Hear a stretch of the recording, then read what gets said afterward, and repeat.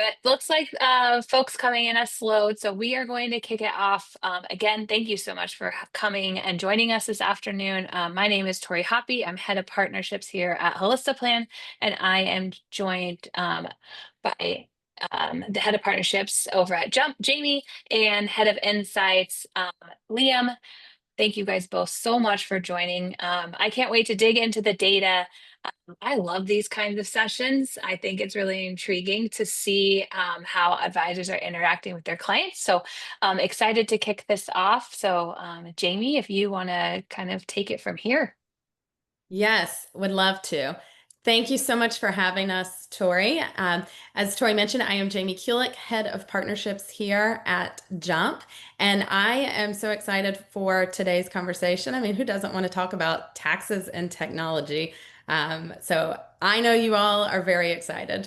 And I wanted to just kind of quickly start with an overview of Jump for those of you that are not familiar before we dive into some of the more exciting components of the conversation today.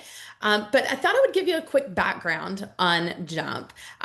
Jump was established just fairly recently. We went to market early in 2024. And our co-founders were really looking for solving this problem that many advisors have of spending so much time preparing for their client meetings and then so much time just taking the notes during the client meeting. And then we all know how brutal it can be with the documentation following the client meeting. So our co-founders got started with building the Jump product. And really, it's, as you'll see once we get into more of the demonstration of it, it really does alleviate all of those problems that I just mentioned before and helps advisors scale their practice. As many of you have probably tried to solve for this through hiring or using a dictation service or even some of the new generic AI tools, I really think you will be very pleased with what you're going to see with Jump today. What we continue to hear from our advisors is that with the help of Jump, advisors are cutting their admin time by 90% while they're elevating the client and the advisor experience. The advisors are now able to be fully present in that client meeting, make sure that they're engaging with their clients, while also making sure that all of that important information and documentation is being captured. We've even heard from some advisors that they used to have a full-time support staff person in their meetings, join every one of their client meetings just to be able to capture all of those takeaways. And now, with the help of Jump, they're able to repurpose that individual to work on more pair planning items and support clients in just a more meaningful way. To continue on with some of just the overview and background of Jump, we are now at 14,000 advisors and growing. We're adding about 1,800 advisors per month, and we are approved in the largest BDs as well as some of the largest RIAs and smaller firms as well. One of the things I like to highlight most on this page of a lot of information is that we have a 97% customer service satisfaction rating. That is so important to us to make sure that we are listening to our customers and acting on the feedback and continuing to innovate in this space. We're also very happy with recent stats and ratings from Michael Kitces. As you can see here, we do have the highest market adoption of AI software that was built for financial advisors. And we also have the highest advisor satisfaction across leading AI note-taking tools. Again, towards the end of today's conversation, I'm going to walk you through a demo of the actual Jump product, but this will give you a quick high-level overview of how Jump works, how before the meeting, it will integrate with your meeting tools, and then during the meeting, it's going to help you with preparing for the meeting, your meeting notes, extracting that data, drafting follow-up emails. And then after the meeting, it's going to sync directly into your CRM. Just to give you a quick preview and a teaser of what's to come during the demonstration today, I've got a couple just slides here just to show kind of some of the highlights of Jump, but we'll walk through this in more detail. So as you can see, we have a pre-meeting prep where Jump will integrate with your CRM, pull across all of the relevant information out of the CRM, prepare you with a one-pager prior to walking into the meeting. They're going to customize the meeting notes exactly in your style and language, and it's very detailed notes here. Then we have one-click CRM updates, again, because it's synced directly with your CRM. Click a button, those notes will appear directly in your CRM. You'll also have your tasks, any follow-up tasks can be synced directly to the CRM.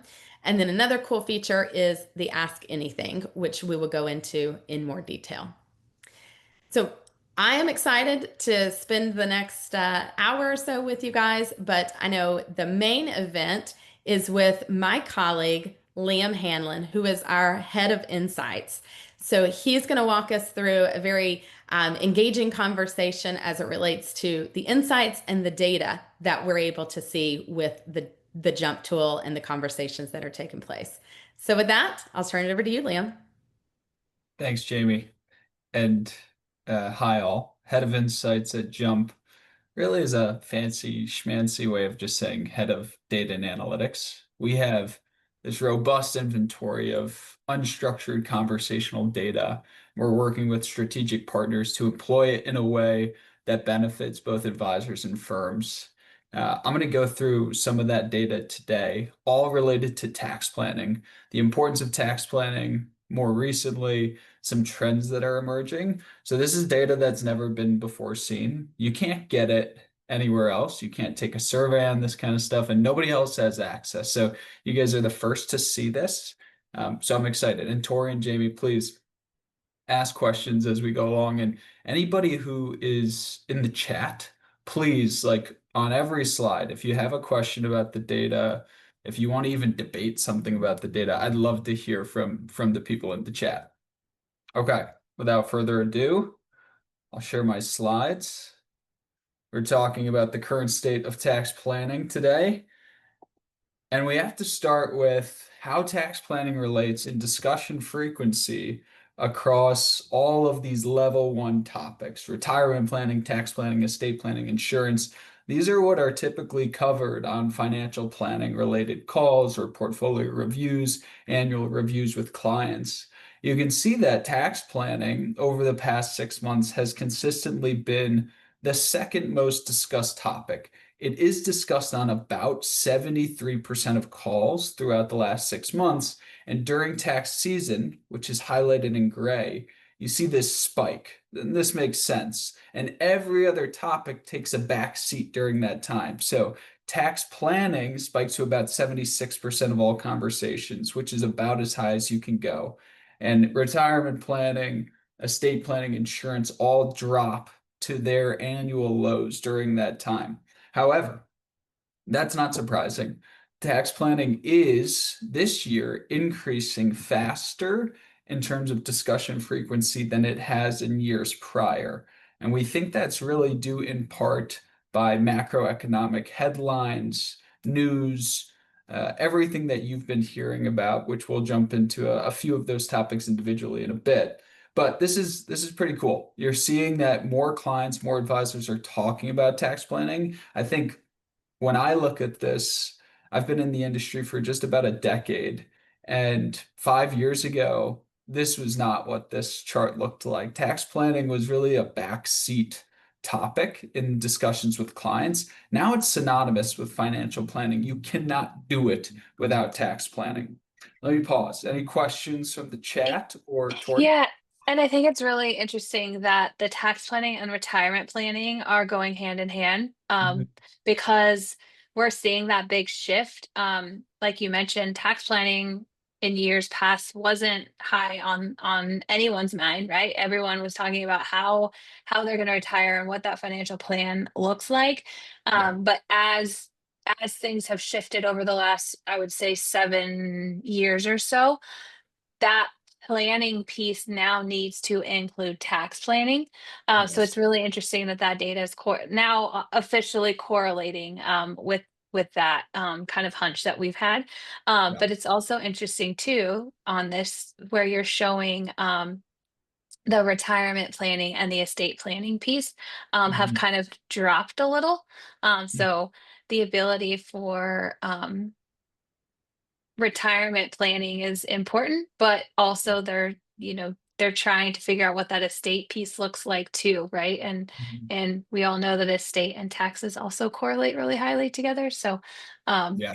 when you showed me this, it confirmed again what we are doing at Holistiplan, that tax planning is becoming very, very important and becoming table stakes, but it's also showing that clients are still trying to get information out there from Yeah. their advisors. And you see this dark blue line, estate planning was almost at 30% in April, and it's now close to 60%. I'm going to show you a chart in a few slides that tells you why. But it's actually due in part because of tax planning. So to your point, Tori, the two are hand in hand.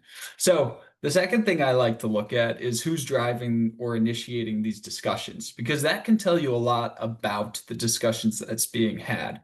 When you look at something like crypto, 50% of those discussions are being driven by clients. Same goes for real estate, same goes for gold, because these are really CNBC headline type of conversations. They're not tangible or relevant to the financial plan. I mean, not to say you shouldn't invest in crypto. I'm a BTC holder, but usually those discussions are more about fluff. When you look at tax planning, retirement, estate planning, and insurance, there's this bifurcation. Tax planning and retirement planning are oftentimes driven by the advisor. It's probably because two things. Number one, that's like the core component of the advisor's job. If you're not talking about how you're going to successfully retire, what are you talking about? But number two, this has shifted over time, but tax planning is one of those that's perceived to be the most boring or complicated. Our data shows that clients will not bring up a topic that they think is going to make them look stupid. If they don't even know how to formulate the questions to ask, then they're not going to bring it up. That's tax planning 101. It's so complicated. The landscape is always changing. I've been in this industry, like I said, 10 years. I can't tell you the first thing about tax changes. The TCJA is changing, all of this stuff. Like it's always moving and changing in a way that makes it so complex that it requires the expert to initiate the discussion. So a lot of you are probably resonating with this. And if you're waiting for your client to say something, don't hold your breath. And Walter brings up a good point in the Q&A section that tax planning is becoming critical to show value, and that's kind of what you're seeing here too, right, Liam? Like the Mhm. value of the conversation, needs is tax planning, but your clients don't know how to bring it up, right? A lot of clients also think, and this is what we hear a lot on our side, being in the tax planning space. Um, the clients are very confused between the difference of tax planning and tax advice, right? Mm, So they're going to their CPAs or their person that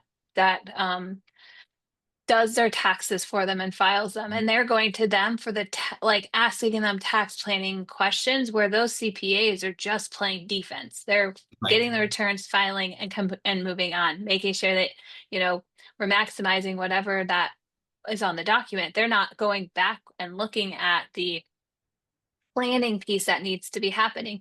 So the client doesn't really know where to go to get that looked at. And so they're kind of coming to the advisors hat in hand and saying, Mhm. I know something needs to happen. But I don't know what. Right. And so that's I think another big um spike in the tax planning world is because that preparer is just doing the defense end and they're not actually playing offense when trying to figure out what their clients need on the planning side. Well, and this is the major shift that's happened in the past 5 years, which is uh, clients who are now millennials or young boomers, and so on and so forth. The number one thing that they desire is holistic planning, to go to one place to get all of the advice. It used to be You had a real estate attorney, you had a tax professional, you had your financial advisor, you had an investment manager, and you see that in the way that accounts are distributed among the ultra high and high net worth. The average one of them have 7 different managed accounts. So that's changed because of the client's desire. They want to go to one place. And so, to Walter's point, this is critical to show value, to show that you can do the job that they're expecting you to do. Tax planning is a part of that, a big part. Okay. Then I like to look and investigate, how these discussions are moving throughout the conversation. How long are they being talked about? When you look at retirement planning, it's definitely the number one discussed topic, not just in terms of frequency, but also the time in which it is discussed. About 45% of those discussions in the top right-hand corner are lasting more than 10 minutes.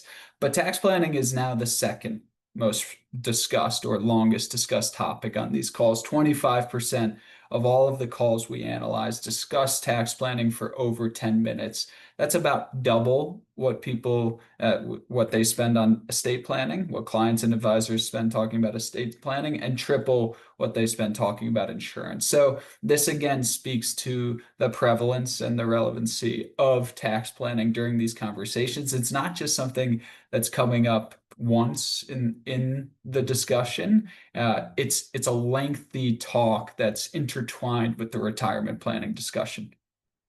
Yeah, my hunch too is a lot of clients only ask the tax planning questions when you can in the months that they consider like tax planning season, right?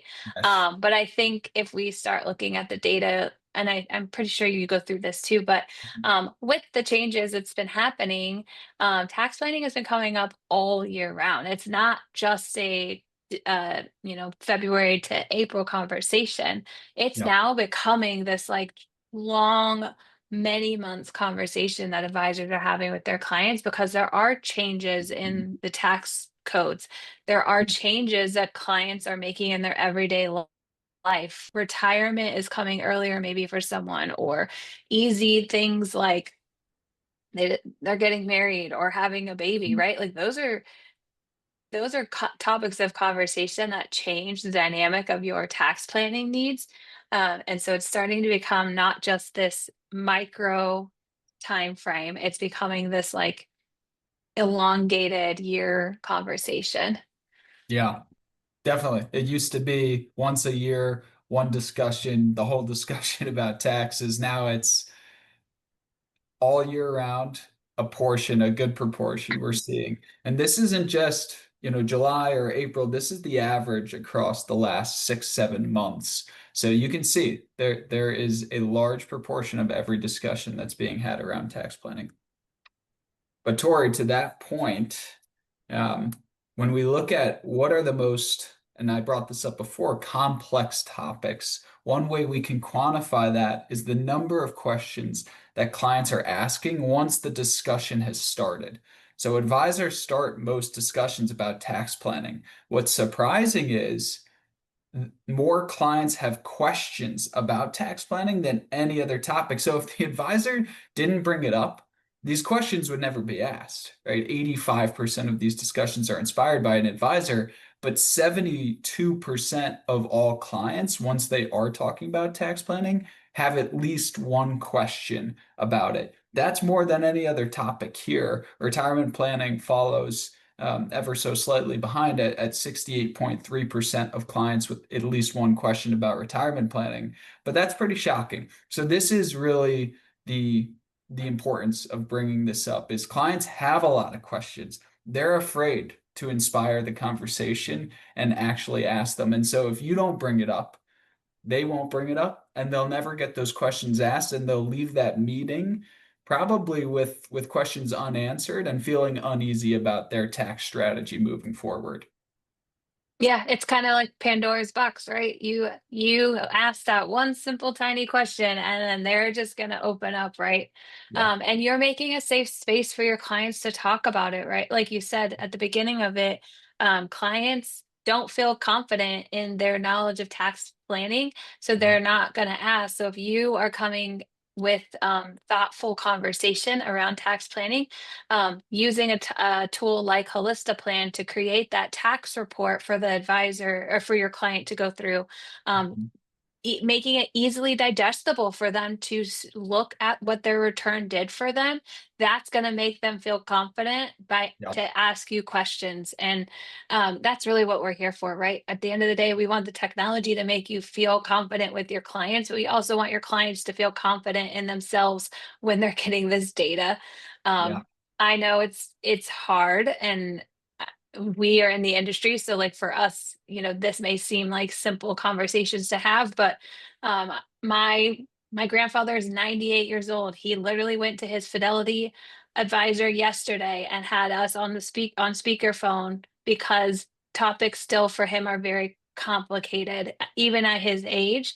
um Mhm. Mind you, he is very with it, still works out with a trainer at the gym, so like it's not a cognitive thing, trust me. It's just that the way they invested when it was his turn to invest was very different than how you and I are investing now.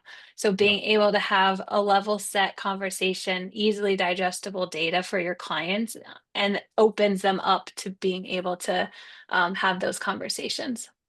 Definitely. And I'd love to see, we only have data, Jump only has data from the past year and a half. Jamie had mentioned we really launched in January of 2024, but I'd love to go back 5 years and see how these conversations have shifted with the rise of Holistiplan, right? 5 years ago or 6 years ago, but before Holistiplan really hit the scene, only 10 to 15% of all advisors were using any kind of tax planning software. Holistiplan is now 50% market share. So and 50% of advisors are now reportedly using it. So it's gone up 10x or 5 to 10x in the last 5 years. So you're probably driving a lot of these conversations, Tori. Not to toot your horn, Jim is great as well. I'm just saying Holistiplan is in this space dominated the tax planning scene.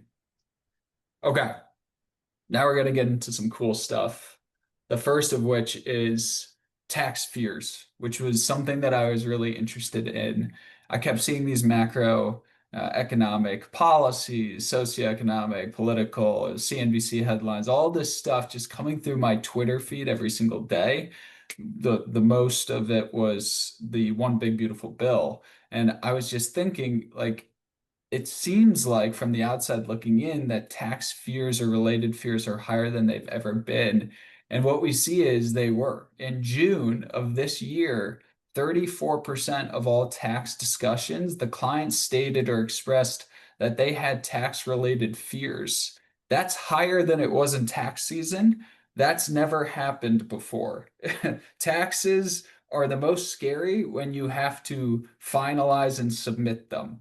And so every year we see a spike of in and around April where tax fears become more prevalent.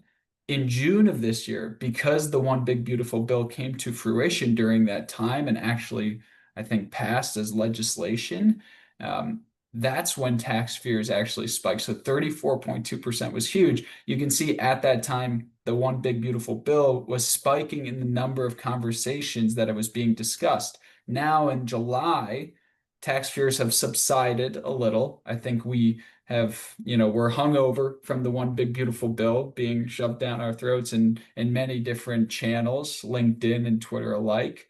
But 17% of discussions between advisors and clients still discuss the one big beautiful bill. The difference is the first of these discussions happening in June were mostly inspired by the clients.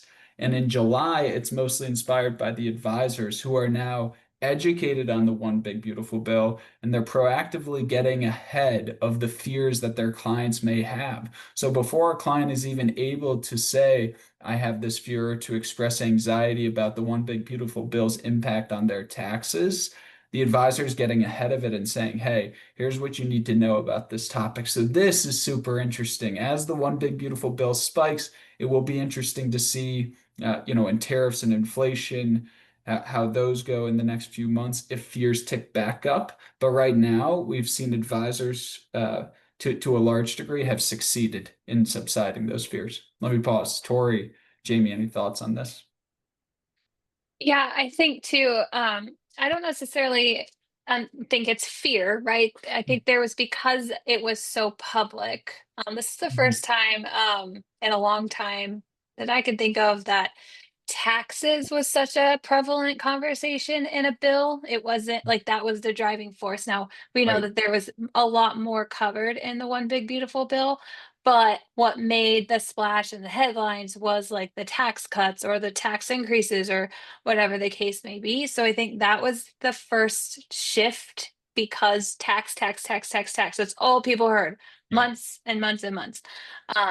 And the sunsetting of the old tax laws. Was it going to happen? Was it not going to happen? So this is kind of the first time we've had in a long, long time this like conversation in the public about taxes. Yeah. Um, I also found it really interesting that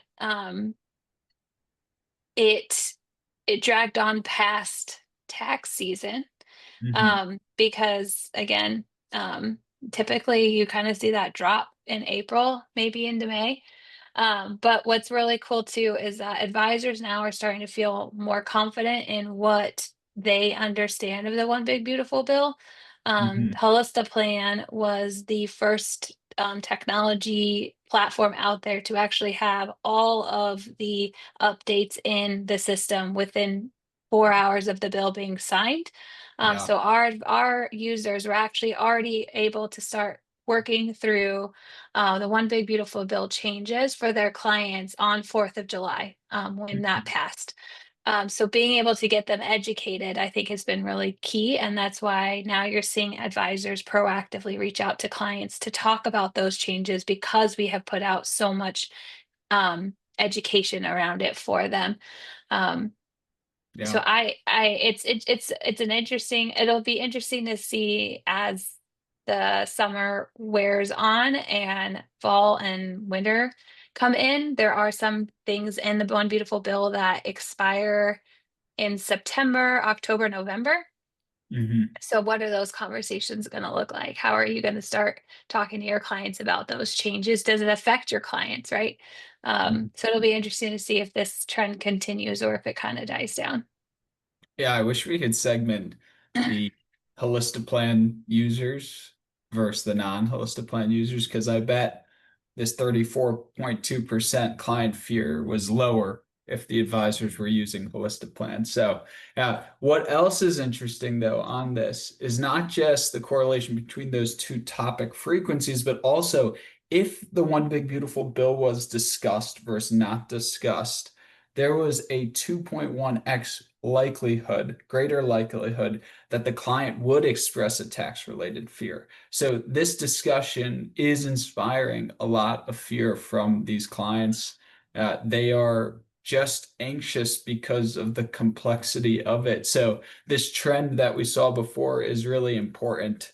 But it just goes to show that these macroeconomic trends and these news cycles do have an impact on clients' fear. And then number two, we see in our data, if a client is uncertain or not confident about the market, they are very less likely to accept a recommendation or a proposal by an advisor. So if your client is fearful and you have a tax strategy that you want to employ with them, it's better first to try to calm their fears and focus on that than it is to propose a strategy. Because if they're not confident about the market, about taxes, they're just less likely to accept a proposal. So this was really interesting to us. Questions Liam? on this? Yeah, Liam, just wanted to jump in. It looks like we've got a couple questions that came Yeah. in from our participants. First question is, can you talk a little bit about like client confidentiality? How does Jump have all of this data, and what are you doing to maintain that confidentiality? Yeah, great question. We work with strategic partners for this data specifically, but any jump data that we use, right away, if you have a transcript, we're capturing the data live, so it doesn't matter if the transcript per your data retention policy is deleted. Also, any transcript that we have, it per your data retention policy that is kept, is anonymized and aggregated, meaning it goes through this process of if Jamie and I are speaking, I'm the advisor, Jamie's the client. Right away, our names are removed. Any other names are removed from the conversation, the time, date, the stamp, the firms that we work for, where we are, so that you can never re-identify who Jamie or I am in the conversation. And then that is aggregated into a pool of thousands of other transcripts. And basically, it just becomes a bunch of ones and zeros. So the client data is never at risk. We adhere to the tightest restrictions and regulations within the industry. We're SOC 2 approved and all of that good stuff. I'm sure you all know financial services industry is pretty regulated. So we're fully adhering to all the rules and regulations, and we're never using client data publicly, and we're never identifying clients or advisors that are talking in these conversations. Excellent. Thanks, Liam. We had one additional question. I believe this is the regarding the slide prior. It says, is the data on this slide pulled from the 1600 calls? Yes, it is. This is a little more than 1600 actually, because it includes July as well. So this is about 1900 calls, but I can get the exact number. So it's 1600 from January to June, and then an additional 288 in July. And we just keep updating it. Great. Awesome. Thanks, Liam. So as we move forward, as showed here, right, fears are greater when you discuss the big, beautiful bill. But regardless of if you're discussing it or not, what were the greatest fears was our next question in July. And so this right here will give you a playbook of what you should just be ready to talk about with your clients as it relates to tax fears. The first is the size and unpredictability of their future tax burden. This one surprised me a little just because I thought it was far removed from the legislation that had passed. But people are always just afraid of, is my tax bill going to be bigger than it was last year for my business, for my personal life? The second one, which is very interesting and goes back to the trends that we were seeing earlier in the discussion topic frequency, is are my assets that I'm passing on going to be tax efficient? Are they going to be taxed greater than they were prior to this legislation being passed? Is there anything that's going to impact me passing on a home or an inheritance? I think all of you are aware of the great wealth transfer, which is taking place. About $7 trillion a year are changing hands from boomers to millennials or Gen X to Gen Z. And this really reflects that movement, this fear we see in a lot of different places. But estate planning and tax planning really collide on that one. And then the last two is tax filing complexity, which is really related to the first one, right? But the first one is about the size and unpredictability of what it might be. And this is just about, well, does my responsibility change as a client submitting taxes? And then the last one, future tax increases. And this one surprised me being so low because of TCJA. I thought the sunsetting of that would have implications on future tax rates. But again, I don't pretend to understand this stuff. So maybe it doesn't. Any thoughts from the chat on this? Otherwise, I have one more slide before we wrap. Okay. The last slide is there's these common concerns, and what advisors are doing about it is actually using strategies related to these tax concerns to have discussions. And the number one strategy, which is far outside of its norm at this point in the year, is the gifting or estate tax strategy. And that goes back to the fear that we saw and the topic discussion frequency. But gifting and estate tax strategy has become one of the most critical topics in this field. 33% of conversations that talk about a tax strategy are talking about gifting or estate tax strategy. Roth conversions you see in the darker blue really peaks around year-end planning time, October to December at 33%. Annually, we saw that last year as well. So that's not outside of the norm. It's a bit higher right now than it was at the same time last year. Each of these tax strategies are, but estate and or gifting and estate tax strategies are far, far above where they were at the same time last year. Let me pause there. Questions from the group, insight from Tori, anything at all? Yeah, I think the gifting one is interesting, right? Because there have been big changes in the thresholds that now Mm, allow how much is considered a gift, and how much you can I guess depending on where your client lives, but mm, and then your estate tax liability too. So um I can see why that one has changed over the last several months, yeah, just because there has been big changes in that world. What's interesting is the Roth conversion one. Like you said, a lot of advisors tend to do that Roth conversion at the end of the year. Uh, we have a really cool Roth projection tool in Holistiplan that mm, advisors seem to be really loving, and being able to project those out for up to 5 years. Now it gives them a full pictured outlook on, maybe this year isn't the best year to pop that yeah, conversion. Maybe we wait a year or two. yeah. So being able to show them where the best time frame is, it'll be interesting if the data starts to change, as advisors kind of get tools under their belts to show them when the best time to move that Roth conversion for the client. That's super interesting. I recently ran a large analysis on Roth conversions that showed that only 20% of clients adhere or accept their advisor's proposal on Roth conversion. So that tool that you mentioned, Tori, is huge. It could provide a huge benefit to getting your client to listen to you when it comes to Roth conversions. Because that is a challenge. Most advisors may not know it because you're only dealing with your own book of business, but a 20% success rate is very low in terms of recommendations or proposal conversion given from advisors to clients. So super interesting. This entire deck will be posted and available later today on my LinkedIn. If you're interested in this information, if you want it for your client conversations, you can download the PDF, I think, right from my LinkedIn where it will be posted, and use it at your disposal. And I will add that sample size number to the one slide I forgot it on. Tori, Jamie, anything else before I stop my presentation, my portion of this? Okay. No, yeah. Well, I appreciate all the data and geeking out with me over that. We've got a couple of really fun questions in the chat if we want to go through those. Jennifer, the tool that I was talking about it's our Roth projection tool. It's inside of Holistiplan in the scenario analysis section. So you'll be able to find it there. If you have problems finding it, connect with me and I will get you all of the information. You may have to turn it on in your settings account, but if you don't see it, but it should be there for you. Um, Jason asked, he's currently a subscriber of both tools.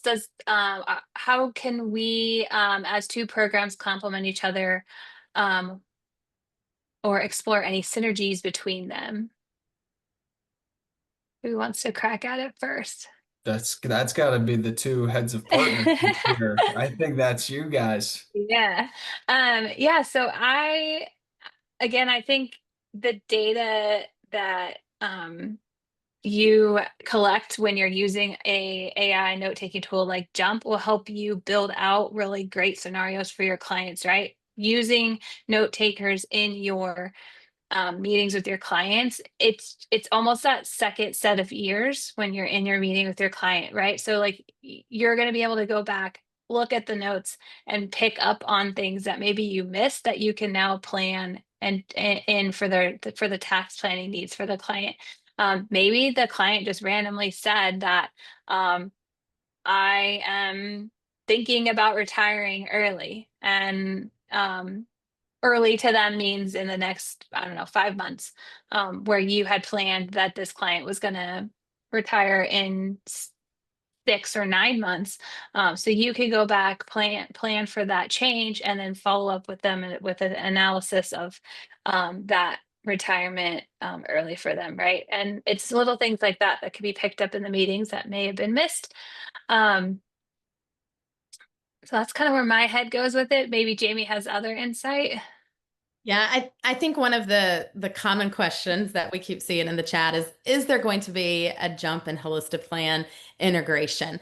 I think at this point we can say we are having conversations and exploring what that could look like in the future. And if anyone has suggestions on what you would like to see with that data transfer, please definitely feel free to voice that to myself, to Tori. But at this point, we are definitely exploring it, and hopefully, we will land in a good place in the future. Yep. Um, let's integrate jump. Oh, that was and then Riley would like to know, how does it work with e-money or CRMs? Yeah. So I think if you'd like, I can go ahead and do a quick product demo and Yeah. just show how the tool works and then what the integration looks like with those softwares as well. Yeah, So let me absolutely. just share my screen and then we'll leave time for additional Q&A as well.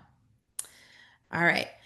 So what you're looking at here is the Jump user interface. This is actually the area where I went to here is user settings and then integrations. Because this is where we advise most advisors to start once they are active inside of Jump.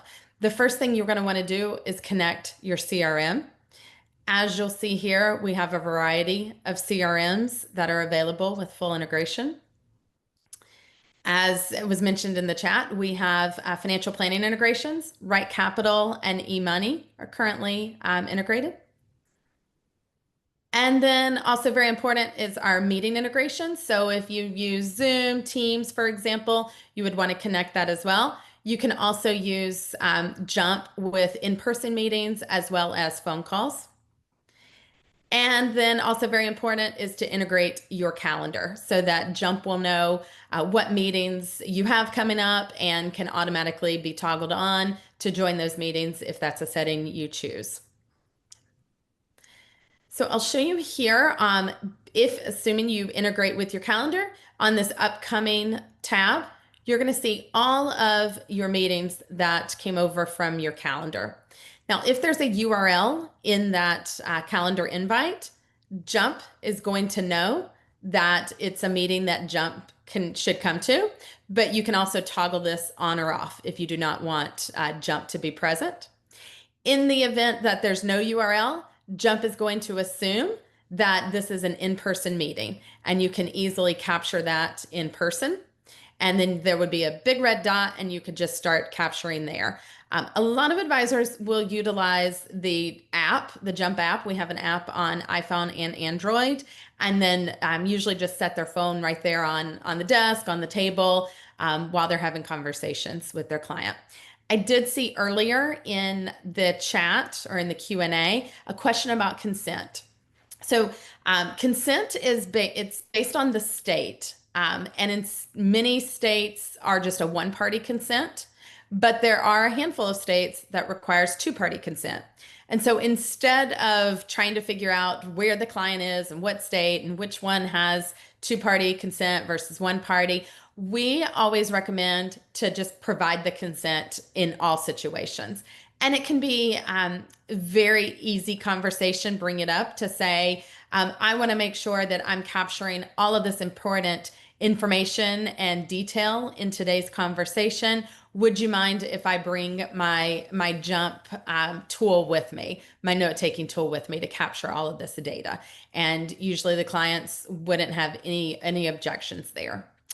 There's also in some of the broker-dealer configurations to where for virtual meetings, the consent actually pops up and states that this tool is or that this meeting is being recorded. We've also seen it in instances where a disclosure is written on the Jump note taker as well. So once you've had your meeting here, then you will come to the AI process tab. And this is where you will see all of the meetings that the Jump note taker joined. I'm just going to choose a random one here. And you will see these are the notes that appear post client meeting. Because Jump was specifically created for financial advisors, This tool does a very good job of bucketing a lot of the conversation into some of those very important wealth management data gathering discussions. You'll also see that it will pull out any of the to-do list items. So for yourself or your firm, as well as it'll bucket the takeaway items for your client. And then it'll also put the information in a very nice detailed data table for you as well. Okay. Now, one thing to note is that Jump is very customizable.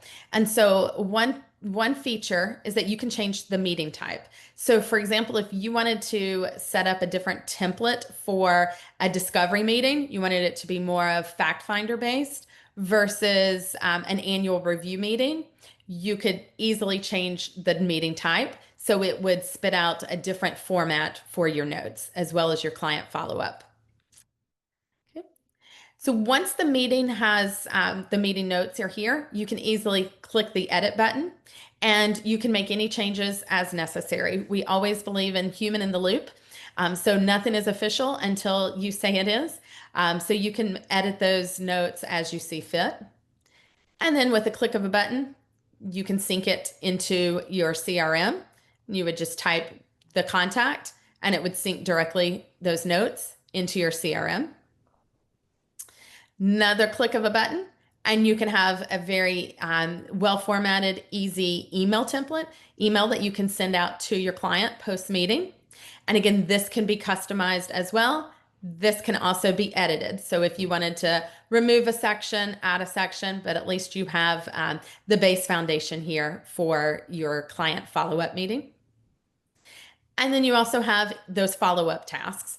So you can sync those follow-up tasks directly into your CRM. And this can also be edited, changed. So you can reassign these tasks. You can change the date as well. You can edit the description as needed. And then you can easily sync this over into or to your CRM. Or you can work off of your follow-up tasks that live here in Jump, as well as follow-ups. There'll be a follow-up item here as well. A couple other key features just to show you here. Pre-meeting prep that I mentioned earlier, just to see a quick example, because Jump is integrated with your CRM prior to the meeting, 24 hours in advance is the default, that you will get a one-pager with any of those important details that the Jump tool was able to gather from your CRM. One of the key features that we hear a lot about is suggested conversation starters. So for example, in your prior meeting, your client may have mentioned that their child was attending college, going off to college for their first year. You might want to ask about that. So Jump will remind you of just some conversation starters, or if a family member was sick, kind of helps you just start that conversation. Your client feels like you were listening and you remember key items for the relationship. Okay, I want to show Ask Anything is a great feature as well. If you were in the meeting and you just could not remember what their income was, quickly type it. And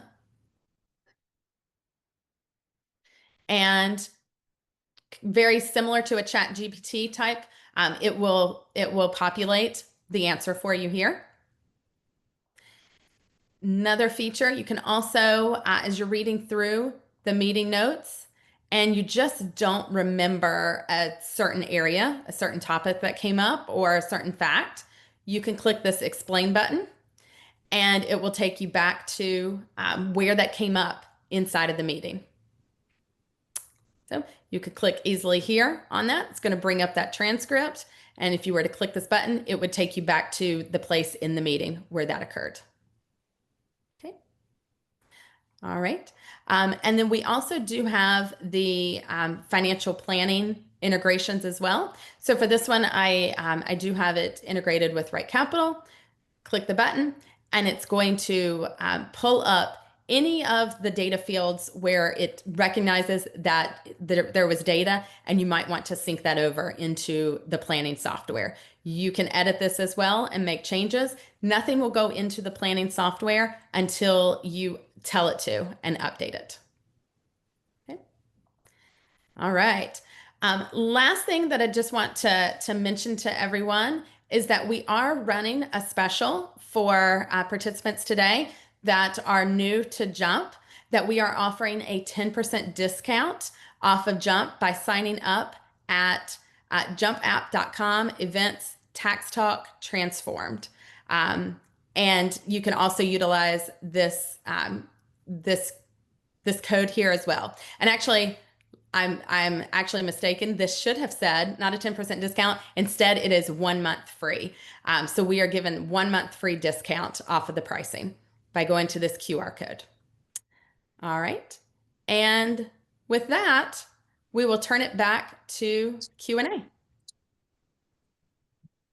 Yeah, so you got a couple of questions here. It looks like some are a couple of support questions. A couple of people have aren't having great luck having their Outlook connected.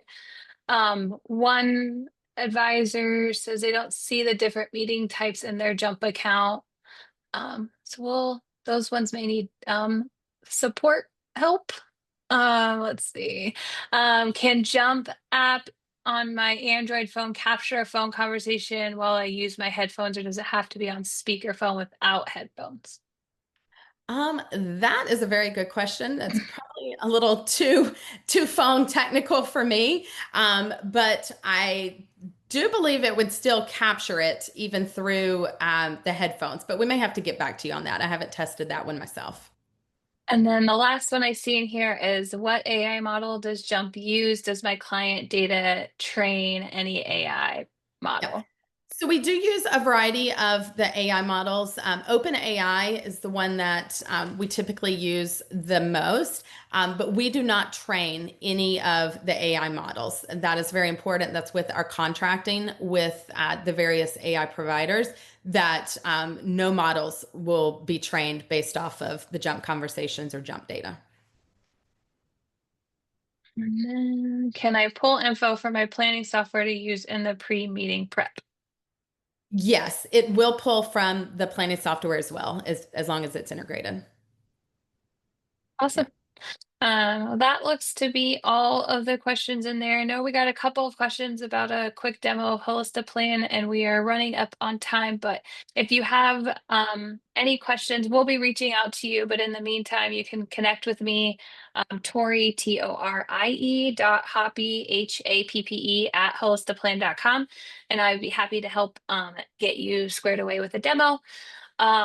But I thank you, Jamie and Liam, for joining me today. Let us know if you guys want us to do another roundup in the fall and winter. We could kind of watch these trends, see what happens through the summer and the fall, and we can look back at the data. So let us know if you guys want us to do a follow-up session in the back half of the year. But anyways, thanks so much for joining us, and I'm sure I'll see the two of you soon in person. And if not, you guys have the great end to summer, and we will, thanks for joining. Thanks, Tori. Thanks Thanks for having us. Thanks, everyone.